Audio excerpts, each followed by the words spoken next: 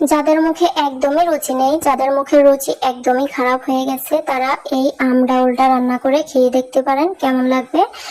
আশা করি সবার কাছে ভালো লাগবে। আসসালামু আলাইকুম, কেমন আছেন সবাই? আশা করি সবাই ভালো আছেন আল্লাহর রহমতে। আলহামদুলিল্লাহ, আমরাও ভালো আছি।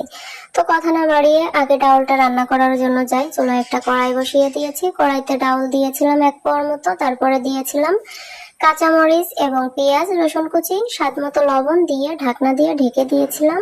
ঢেকে দিয়ে ডাউলটা ফুটা হওয়া পর্যন্ত অপেক্ষা করতে হবে। ডাউলটা বলক এসে গেলে তার ভিতরে দিয়ে দিতে হবে আগে থেকে কেটে রাখা আম।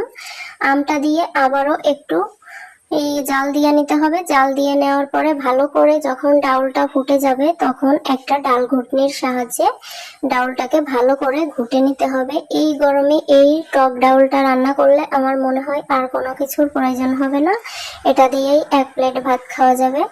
এরপরে দিয়ে দিলাম হলুদ গুঁড়ো, দিয়ে ডাউলটাকে ভালো করে ডাল ঘুটনি দিয়ে ঘুটে নিলাম। ঘুটে নেওয়ার পরে আমি ডাউলটাকে সাইডে নামিয়ে রাখছি। নামিয়ে রেখে এবারে ডাউলটা বাগার দেওয়ার জন্য আমি কড়াইটা ভালো করে পরিষ্কার করে নিয়েছি। পরিমাণ মতো তেল দিয়েছি। তেল দেওয়ার পরে ওর ভিতরে কয়েকটা জিরে দিয়েছিলাম। জিরাটা ভালো করে ভাজা হয়ে গেলে তার ভিতরে দিয়ে দিলাম আগে থেকে কুচিয়ে রাখা পেঁয়াজ। পেঁয়াজটা দিয়ে পেঁয়াজটা ভাজা হওয়া পর্যন্ত অপেক্ষা করতে হবে। পেঁয়াজটা যখন একটু হালকা ভাজা হবে, তার ভিতরে দিয়ে দিতে হবে আগে থেকে ছেঁচে রাখা রসুন। রসুনটা ছেঁচে দিলেই বেশি ঘ্রাণ আসে। পরে রসুনটা দিয়ে আবারও ভাজা হওয়ার জন্য অপেক্ষা করব।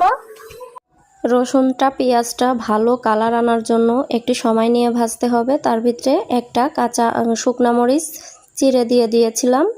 দেওয়ার পরে রসুনটা যখন ভালো করে কালার এসে গেছে, ভাজা হয়ে গেছে, তার ভিতরে দিয়ে দিলাম ডাউলটা দিয়ে আবারও 7 থেকে 8 মিনিট ভালো করে জাল করে নিতে হবে, যাতে ডাউলের হলুদ দেওয়া গন্ধ বা কাঁচা গন্ধ, আমের কোনো গন্ধ না থাকে। মাশাআল্লাহ, দেখতে পারতেছেন আমার ডাউলটা কমপ্লিট। এই পর্যায়ে আজকের মতো ভিডিও এখানেই শেষ। আল্লাহ হাফেজ।